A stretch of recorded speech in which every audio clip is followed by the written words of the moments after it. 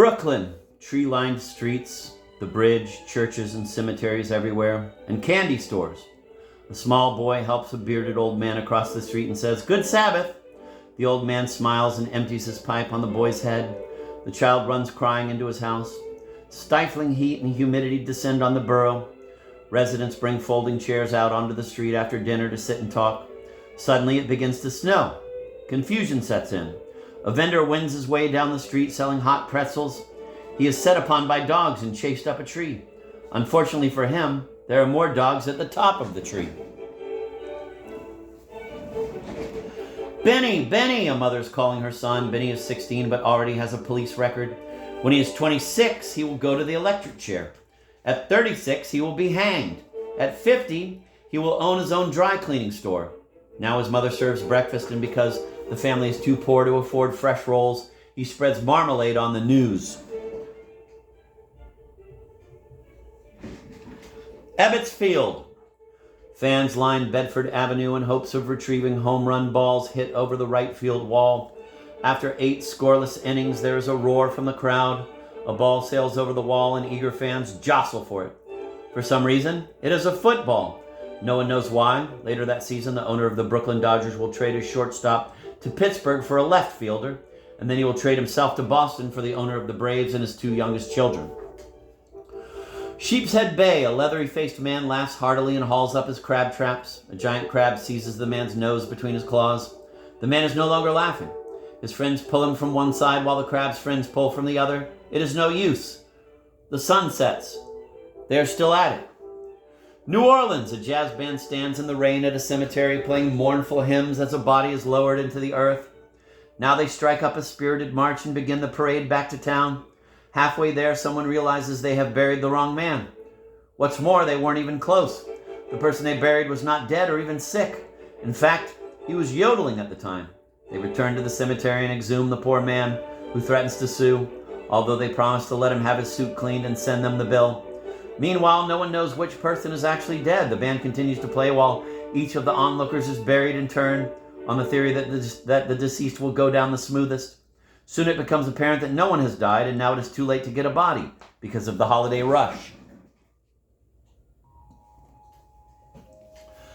It is Mardi Gras, Creole food everywhere, crowds in costumes jam the streets. A man dressed as a shrimp is thrown into a steaming pot of bisque.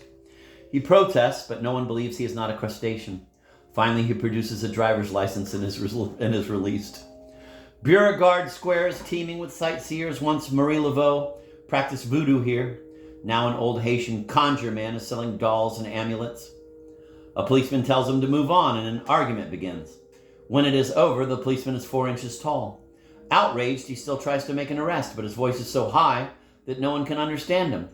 Presently, a cat crosses the street, and the policeman is forced to run for his life. Paris. Wet pavements and lights. Everywhere there are lights. I come upon a man at an outdoor cafe. It is Andre Malraux. Oddly, he thinks that I am Andre Malraux. I explain that he is Malraux, and I am just a student. He is relieved to hear this, as he is fond of Mademoiselle Malraux and would hate to think she is my wife. We talk of serious things, and he tells me that man is free to choose his own fate, and that not until he realizes that death is part of life can he really understand existence. Then he offers to sell me a rabbit's foot. Years later, we meet at a dinner, and again he insists that I am Malraux. This time I go along with it and get to eat his fruit cocktail. Autumn. Paris is crippled by another strike. Now it is the acrobats. No one is tumbling, and the city comes to a standstill. Soon the strike spreads to include jugglers and then ventriloquists. Parisians regard these as essential services, and many students become violent. 2 Algerians are caught practicing handstands, and their heads are shaved. A 10-year-old girl with long brown curls and green eyes hides a plastic explosive device in the Minister of the Interior's chocolate mousse. With the first bite, he passes through the roof of Fouquet's and lands unharmed in Les Halles. Now Les Halles is no more. Through Mexico by auto, the poverty is staggering. Clusters of sombreros evoke the murals of Orozco. It is over 100 degrees in the shade. A poor Indian sells me a fried pork enchilada. It tastes delicious, and I wash it down with some ice water. I feel a slight queasiness in the stomach and then start speaking Dutch. Suddenly, a mild abdominal pain causes me to snap over like a book slamming shut. 6 months later, I awake in a Mexican hospital, completely bald and clutching a...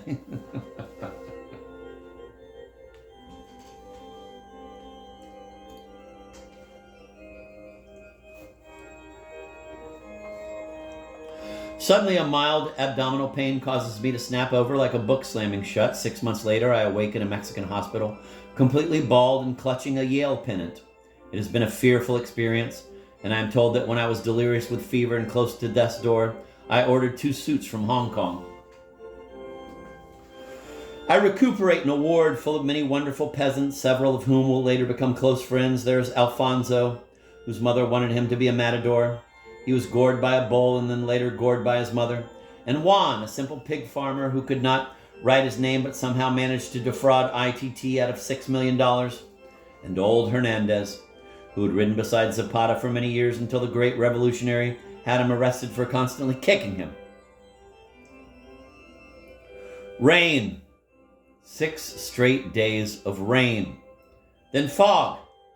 I sit in a London pub with Willie Mom. I am distressed because my first novel, Proud Emetic, has been coolly received by the critics. Its one favorable notice in the Times was vitiated by the last sentence, which called the book, quote, a miasma of asinine cliches unrivaled in Western letters, end of quote. Mom explains that while this quote can be interpreted many ways, it might be best not to use it in the print ads. Now we stroll up Old Brompton Road and the rains come again. I offer my umbrella to Mom and he takes it despite the fact he already has an umbrella. Mom now carries 2 open umbrellas while I run along beside him.